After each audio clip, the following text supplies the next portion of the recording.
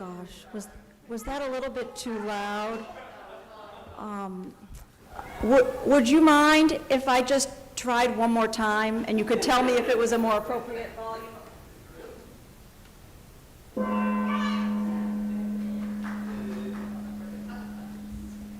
Thank you for your indulgence.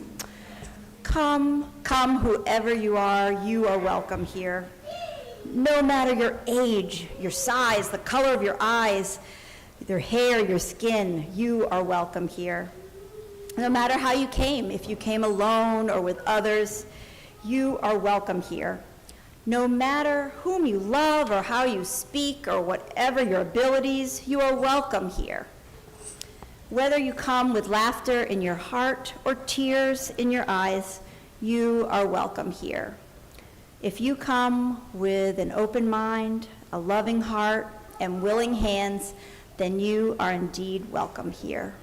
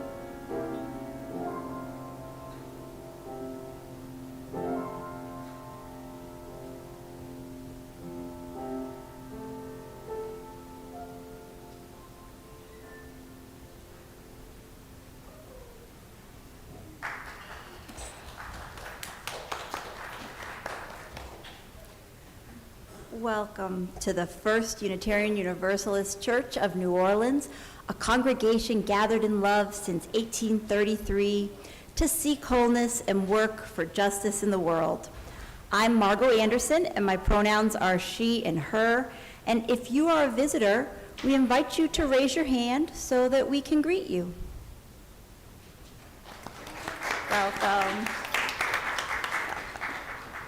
Also, we'd like to ensure that everyone in attendance can hear the service in its entirety. So if you're unable to hear any of the speakers, please wave your hand and we will do our best to speak up. As a lay-led congregation, we invite a variety of worship leaders from our congregation and the broader community to give the sermon and to contribute to other parts of the service. Our worship leader today is UU minister, Reverend Sara Green, who we're so grateful to have in our pulpit once each month. So many thanks to Reverend Sara. And now, if you'd please rise in body or spirit and join me in lighting the chalice of our heritage and in reading the words that you will find in your order of service, and then join in our sung response following.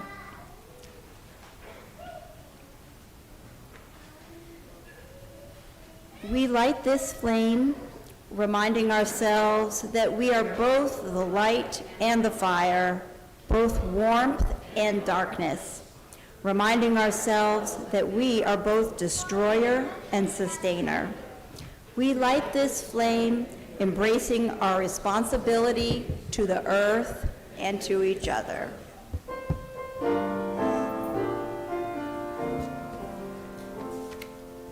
We kindle this light in celebration of the life we share.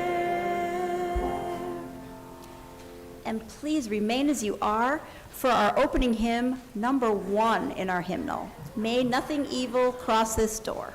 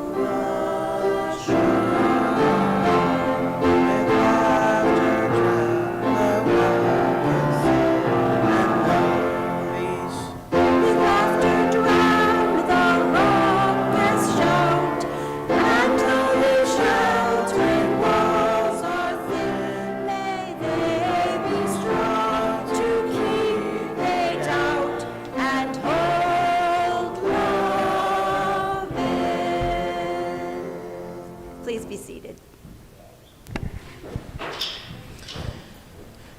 Good morning, everybody. So I'm going to preface today by saying we're walking a thin line between making everything about tomorrow and doing the work, the faithful work that we have been doing for centuries. So journey with me, teetering that line, if you will. For our Time for All Ages, I want to build on what we talked about last month, interplay. Remember I kind of gave a brief overview of interplay? It's like a set of invitations to invite more play into our lives.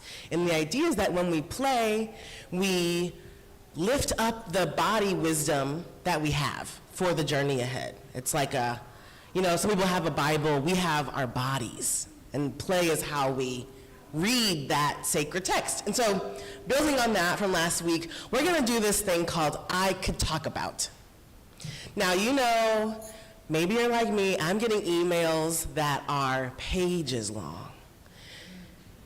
This is an exercise about just the subject line. So we're going to get into little groupings, 2, 3, 4, inconsequential the number, and you're going to go around and say, I could talk about blank, fill in the blank. And this is great. I hope the young people will join in with all the things that are filling their worlds. Exactly, Zaid. Because we know we have a million things happening in our lives right now. And so this is an opportunity to just give it a little bit of space. just so that you're not sitting here for the rest of the hour thinking about all the other things that would maybe prevent us from being present. So gather in a little group and just alternate. I could talk about, what could you talk about? I could talk about, boom. And remember, just the email subject line, just the little tagline, not the whole email. Okay, we'll have a couple of moments for that. Onward.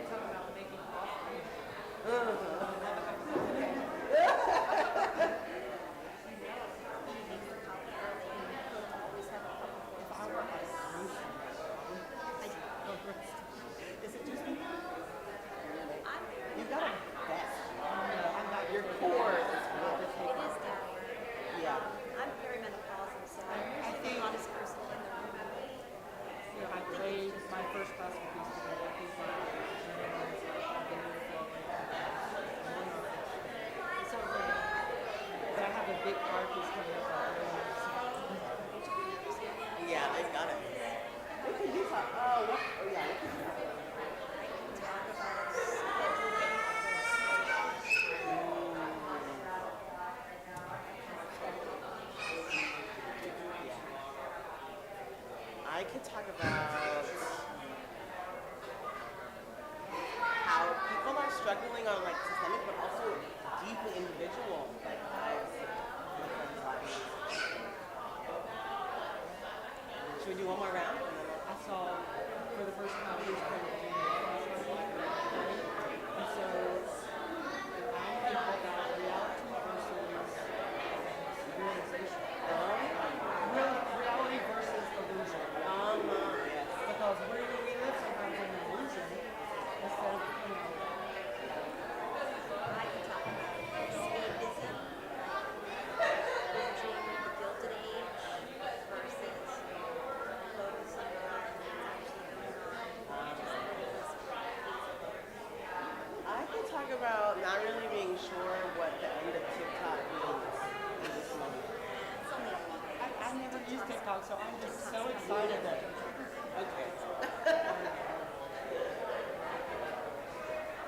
Let's take a couple more moments to finish up what we could talk about.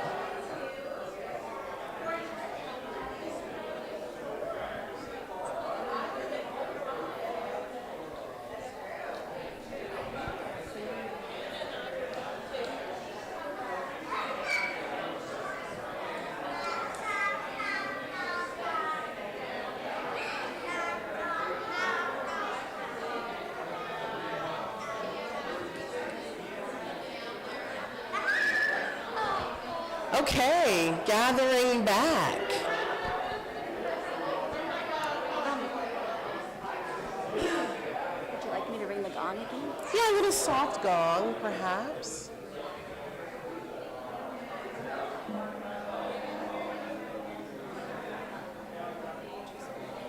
Justin?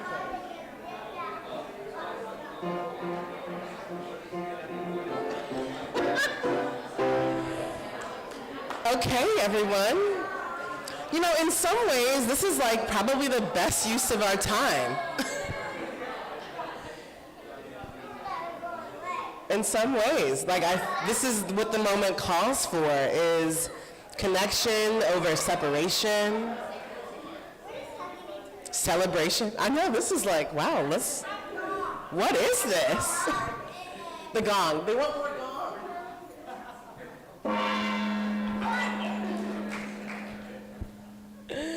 That's great. For those of you who are still chatting, I was just saying this seems like one of the best uses of our time. So I'm happy that those conversations were started, and I hope they continue. At this point, before our moment of silence and meditation, I want to invite the kids to either stay with us, stick with us, or join us in the kids' room down the hall. We'll take a moment to do that and recollect ourselves in just a moment.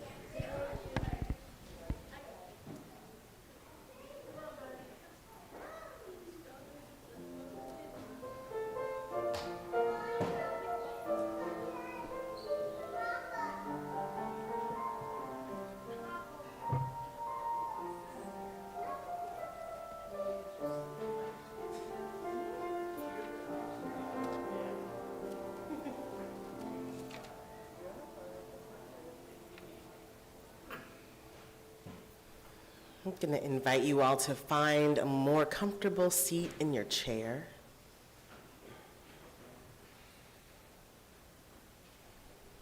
Letting the weight of your body be held by the pew. Letting gravity be in control for just a moment in our day.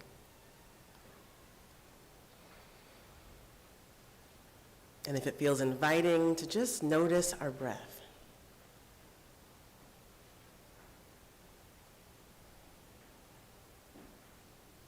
And then if you're there and you think you're comfortable, I would like to invite you to get just 5 to 10% more comfortable. Sinking into this moment just a little bit more.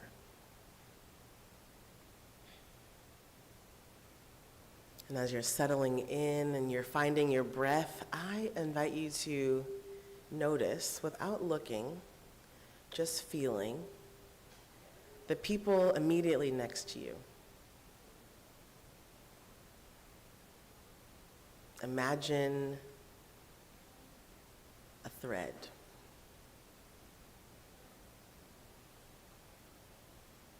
Of warmth, of connection, and then imagine that thread weaving its way to people a little bit further out. And a little further out. And a little further out.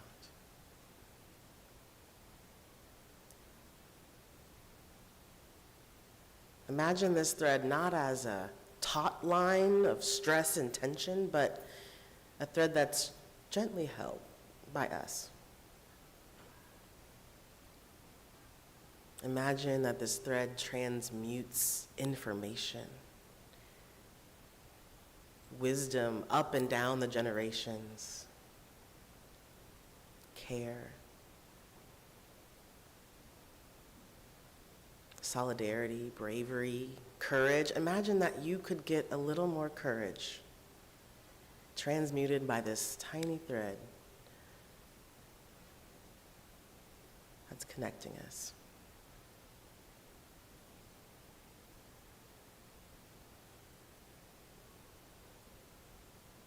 Invite you to find your breath one more time and join me in a moment of silence.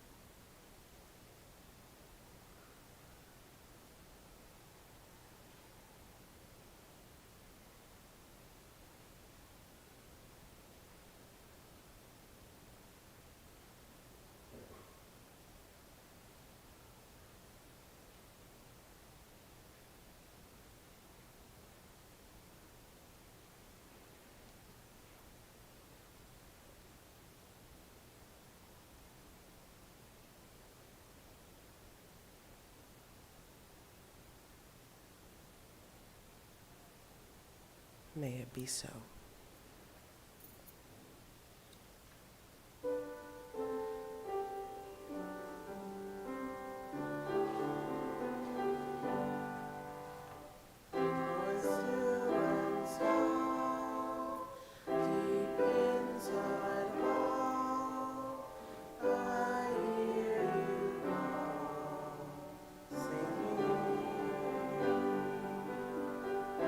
Dark and gray.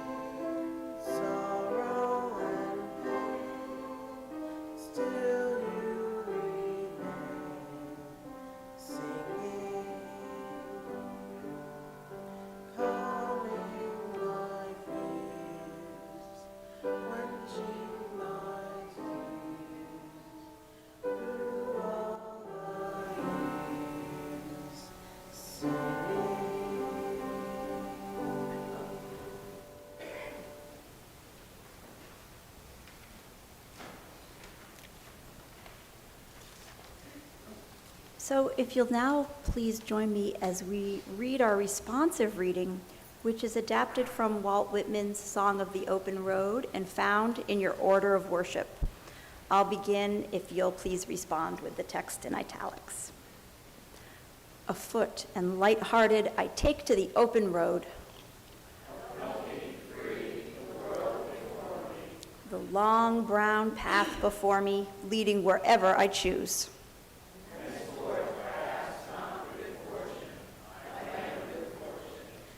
Henceforth, I whimper no more, postpone no more, need nothing.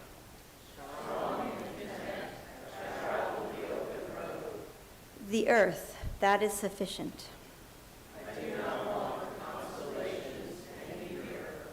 I know they are very well where they are.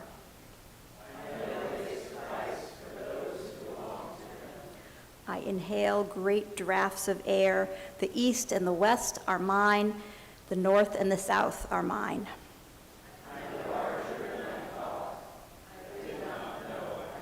So much goodness. Good morning, everybody, again. And the people who have trickled in, because what is time? Okay, so when I noticed the day that I was preaching on, it felt a little heavy, but mostly an opportunity. So I am really grateful that you all are here with me this morning. One of my colleagues in town, Pastor Sean over there at First Grace, is preaching. Is that a microphone thingy that we could change? I could try the handheld.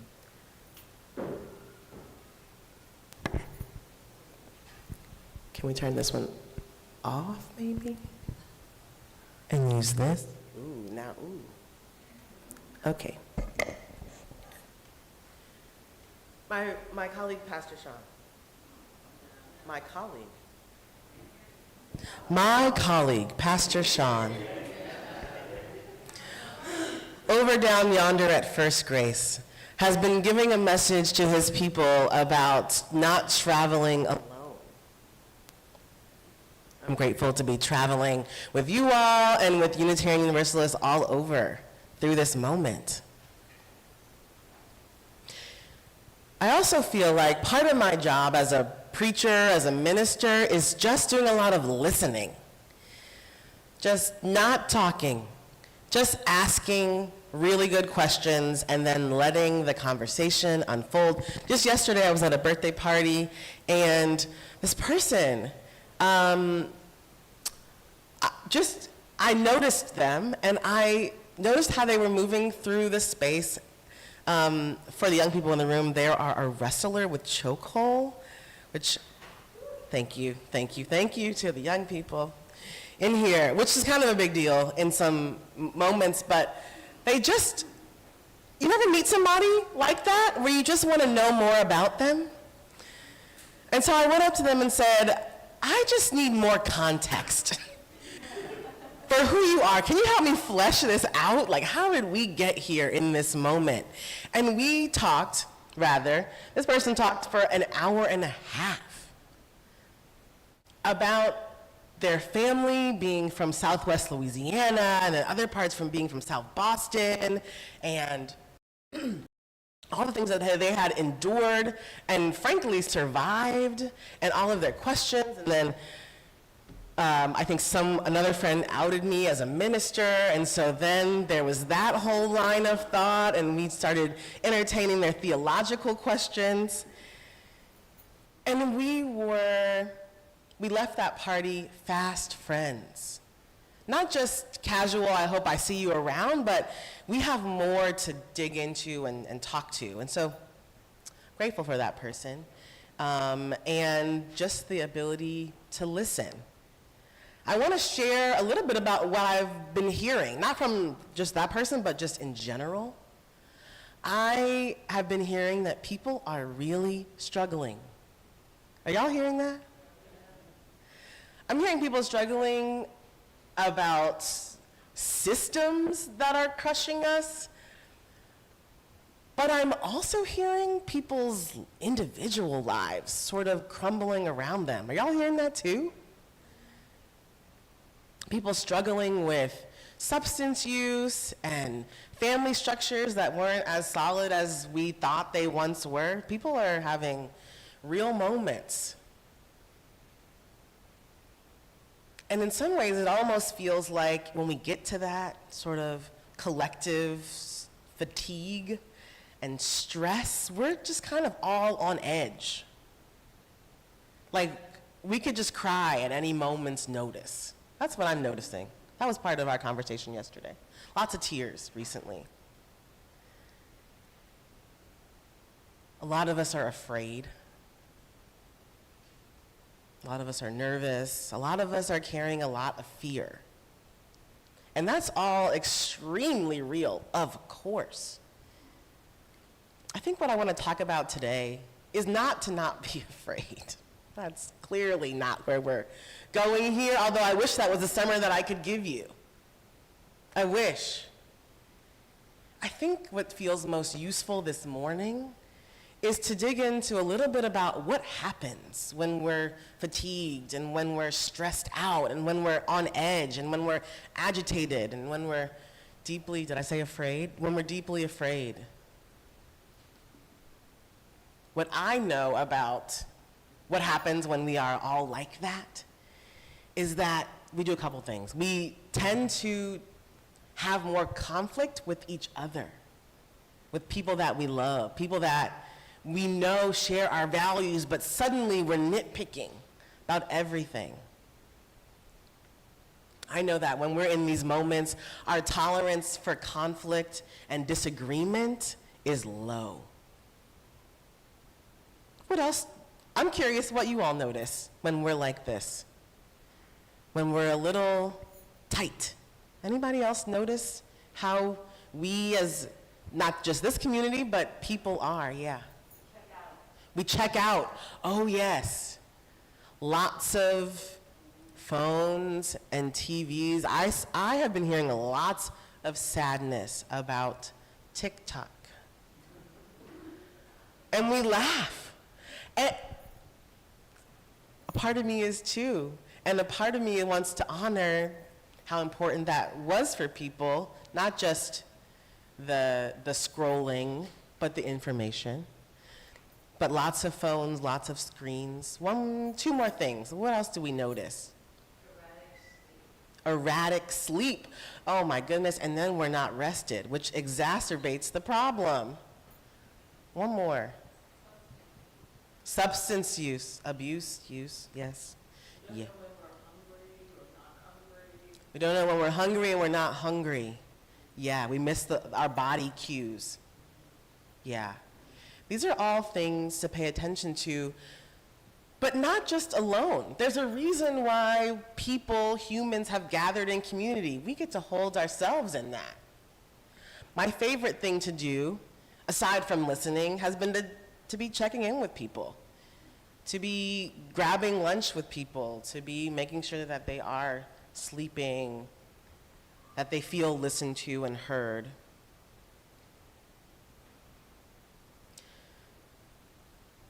One of the things that I love about Unitarian Universalism is that we believe that this canon is still open. Canon is like a collection of books, like the English literature canon or the Bible. And for us, as you use, that canon is open, which means I get to draw on writers and organizers and healers today as sacred text as much as, Ruth was, or Gospel of Mark. I love that about our tradition. It feels really relevant.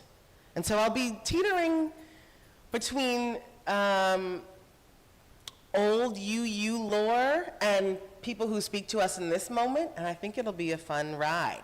But of course, Adrienne Marie Brown rises to the top, as she does. And I want to sort of emphasize what I just shared about us gathering in community. She writes about movements, but I feel like UUism is a movement. We can call it that. She says, movements tend to become the practice ground for what we are healing towards, co-creating. Movements are responsible for embodying what we are inviting our people into. Not already free, but practicing freedom every day. Not already beyond harm, but accountable for doing our individual and our internal work to end harm and engage in generative conflicts. She goes on. That's our work here. It makes me think of my favorite interpretation of the word liturgy, which is the work of the people. And I interpret that as, this is our laboratory to practice freedom in this hour. Not of the world, but a place where we're committed to our values in a way that maybe we can't be at our jobs, or maybe it's long-term, multi-generational work in our families. We get to do that here. She also says in a different book or essay about attention liberation, which I need her to write a book about that, to our point about the screens. But she said, if we put our attention on the ways we are overwhelmed by the odds we are up against, the truth of those odds may become an insurmountable obstacle. But, she writes, our odds have always been impossible, and we are not yet extinct.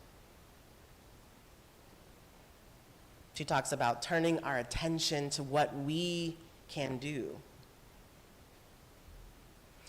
So we've got a good number of visitors in the room, so people who have been here for years, bear with me as I give a not lecture on the history of covenant in our tradition, which it's not going to be a lecture.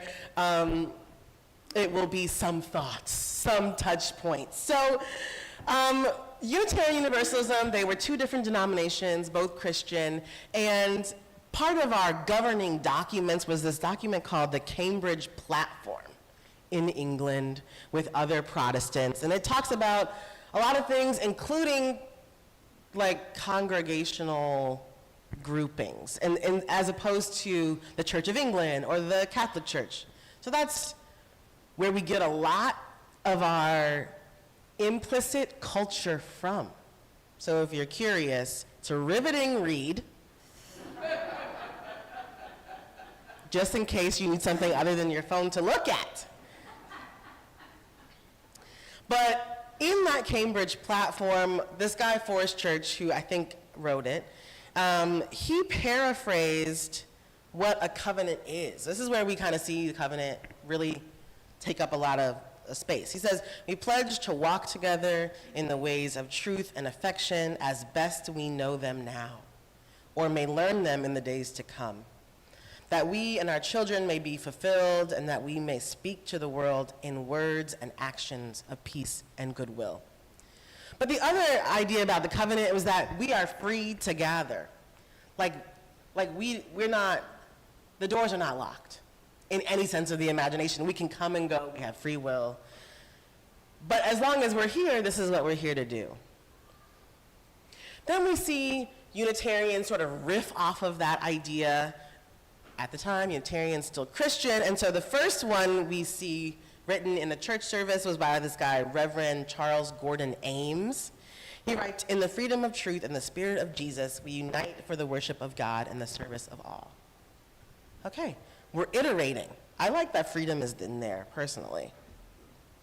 And then we see the one that I think some of us may know, so say it with me. It's by the Reverend James Villa Blake, and it starts, love is the spirit of this church, and service its law. There's other words to that. Anybody? Okay. Well, the first line is, love is the service of its church, is the spirit of this church, and service its law. We gather together in truth and freedom or something. In search of truth and meaning. Mariah. Cradle you hiding in the back there. And so that's kind of how this idea of covenant got started. And if you go to UU Church, the church has a covenant. Sometimes groups will have a covenant. And I was thinking about the aforementioned, what happens when we're tight and we're constricted and we're full of fear, which are all really normal things to feel in this moment. I started to feel like the way that we've been doing covenant doesn't quite feel sufficient. It feels like something that we made or make when everything's going well. And everything is not going well, friends. And so my exploration today is to figure out how we get underneath that. What other ideas have bonded people together to do really incredible, impossible, magical things?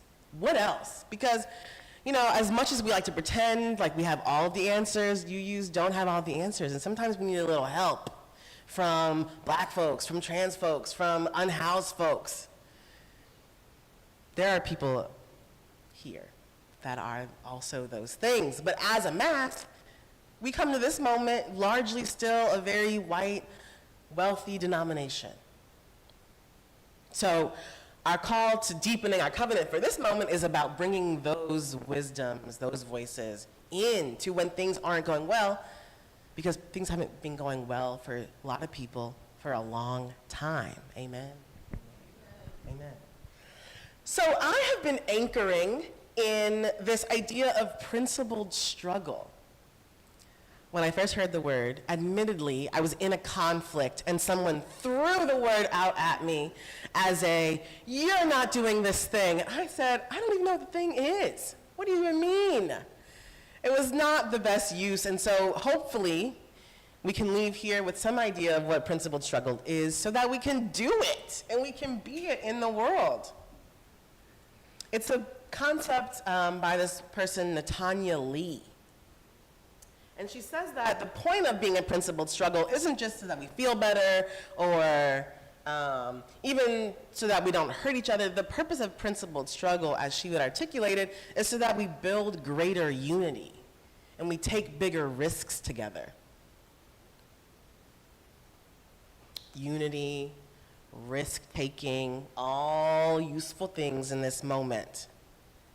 She has a couple of tenets that I want to share with you all that make up this idea of principled struggle. She says that we're to be honest and direct while holding compassion.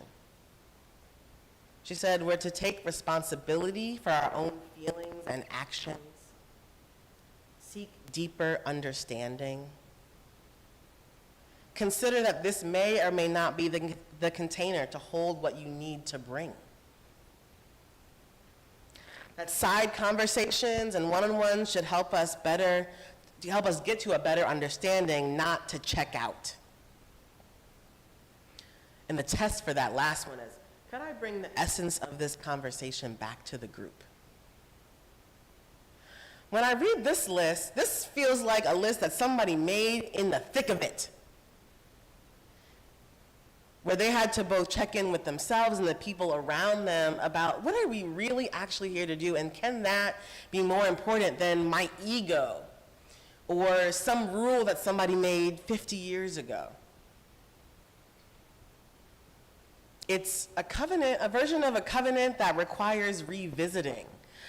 When I look at this covenant, I think, or this set of principles, I think there are some action steps I could take. Sometimes, going back to how our covenants are, I think, well, these are nice, but where do I go with that?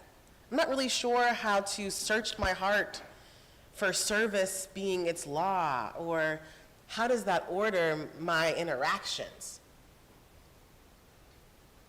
I'm going to read that list again so that it has a chance to sink in. The first one is being honest and direct while holding compassion.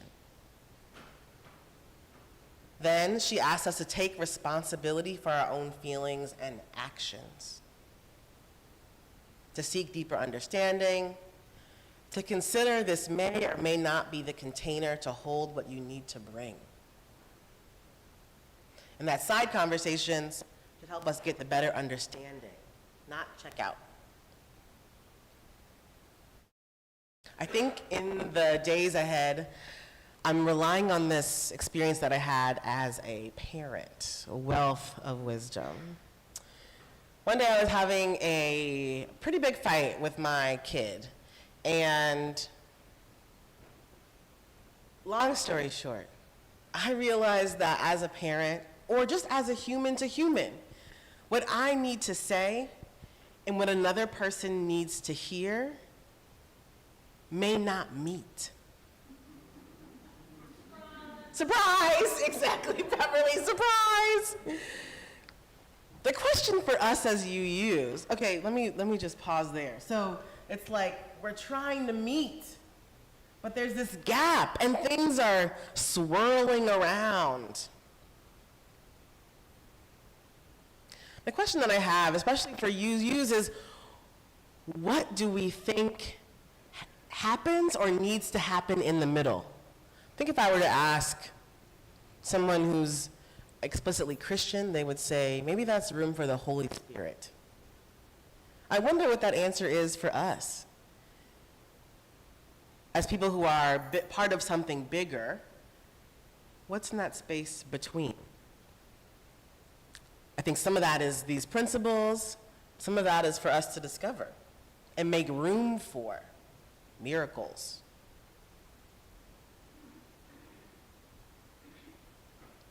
The other invitation that I find really useful in this moment that I've carried with me for years was one given to us by Mary Hooks. She was the co-director of Southerners on New Ground. They had a chapter in New Orleans for a while. I'm not really sure if they are still active in New Orleans, but it's an organization that Unitarian Universalists would love and be honored to support as a plug for later. But Mary Hooks said, I think this was in the summer of 2020, she gave us a mandate. Oh, I like a mandate. We don't have a lot of mandates in UUism, but I find that they're helpful because it means that I have to come up with less original ideas when my well is dry, or when I'm tired, or when I'm fatigued, or when I'm in the middle of conflict. She said that our mandate in this time is to avenge the suffering of our ancestors, to earn the respect of future generations, this is my favorite part, to be transformed in service of the work. Wow. That feels actionable to me as well, but it feels deep. Doesn't feel like a checkbox. Feels like a practice. The last thing I want to try with you all, circling back to Adrienne Marie Brown, in her book, We Will Not Cancel Us, which also plug for a common read or something in moments like these. She has a mantra. I would love for you all to try that out with me. We'll do it line by line. And of course, there are no mandates in UUism, so if you want to just soak it up or tune it out, you get to do that. This may not be the container for what you need to bring. But Adrienne Marie Brown says, and repeat after me if you would like, I will not be perfect. I will keep learning. I will also not be silent. I will keep learning. I'm so grateful for those words, the whole thing. The work that we have to do among us is real and imperative for this moment. One of my favorite things to say is that when I'm talking to congregations, and one of my other roles is helping congregations with stewardship and development and fundraising, and helping congregations through some pretty sticky spots. But what I ground in is that I think Unitarian Universalism has life-saving good news. I don't think we say that enough. I think we're shy about it. And when I think about First UU New Orleans and Community Church and North Shore Church and all the work that you all have done in the past years, I think about how important it is that our city has Unitarian Universalism in a way that thrives. But in order for that to be possible, in order for our churches to spread that life-saving good news and if you're unsure what that is, you can check out our principles and our values. But also you can know that you are loved regardless and because of everything that you are, as a start, as a teaser. In order for us to spread that good news, to be an embodiment of that, it requires that we practice here in this hour together when we're tired and fatigued and afraid.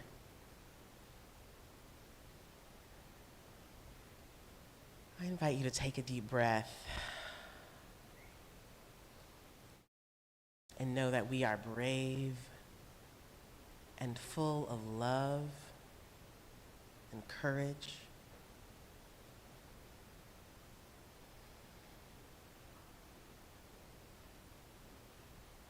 Know that we can tap in and out. That we are holding a center, not alone, but together, not even just of the people in this room, but of movements. Friends, I hope you remember this breath and this moment and these people as we journey in this next week and months together. And that we keep journeying together with rigor, with imagination, taking risks in love. May it be so. Amen and Ashe.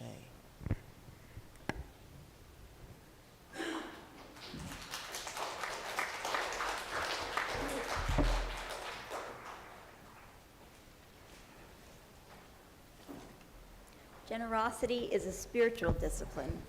We can now practice our art of giving, either by placing an offering in the collection plate or by using the information on the back of your order of service to give electronically.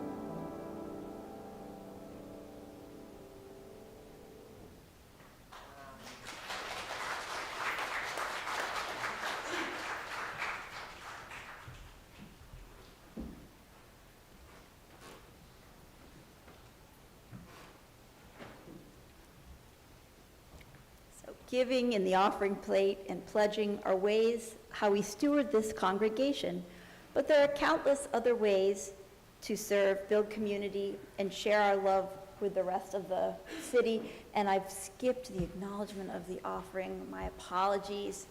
Can we go back? Sorry. Gifts to this community of faith are gratefully received. Let us acknowledge these gifts by reading together the words in your order of service.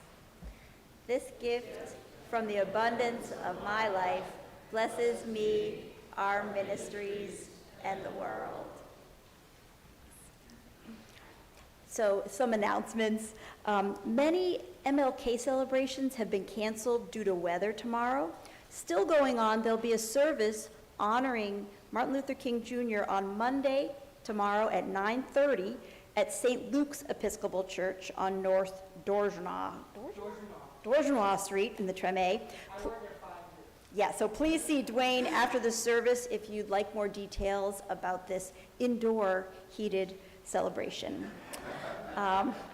And Black History Month will be here soon, and in addition to our special Black History Month intergenerational service on February 2nd, we will present a Black History Month moment during each Sunday service throughout the month.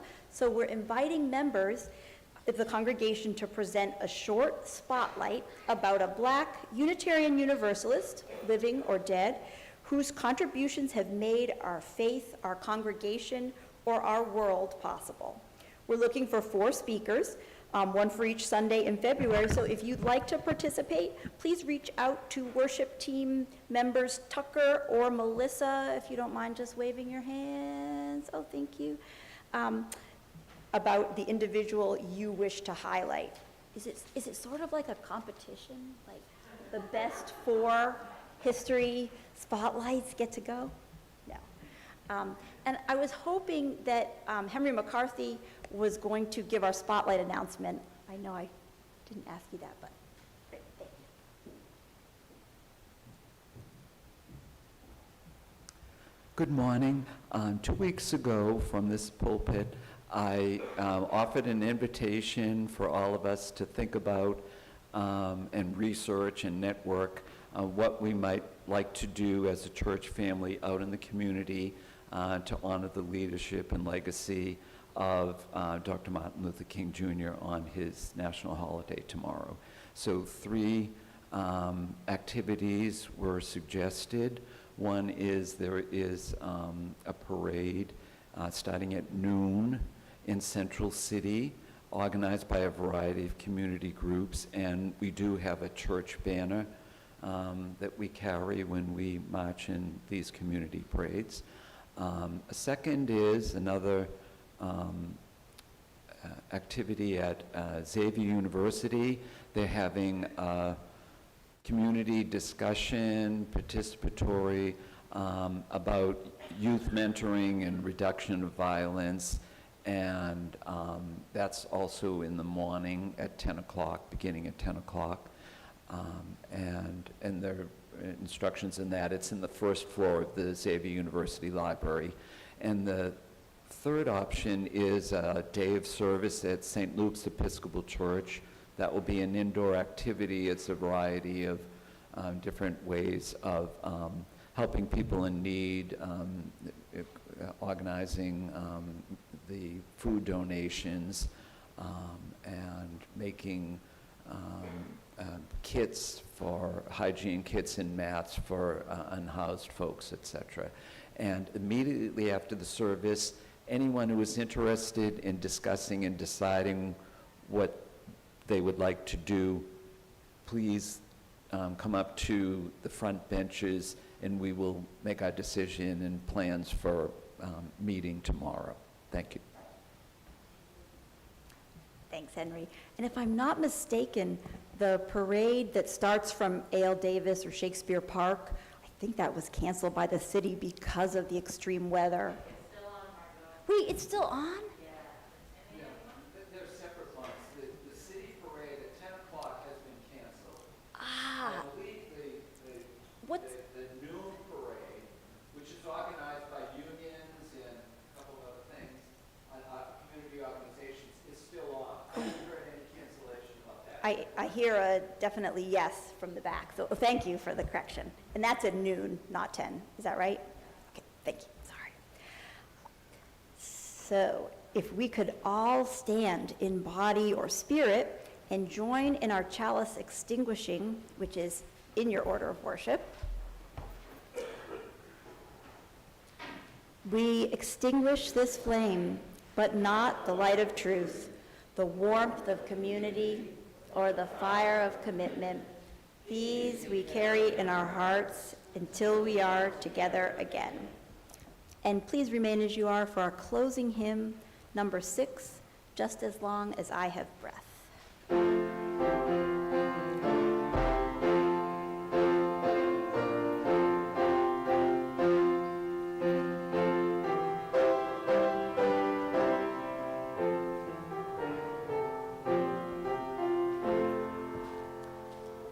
Just as long as I have breath, I must answer yes to life.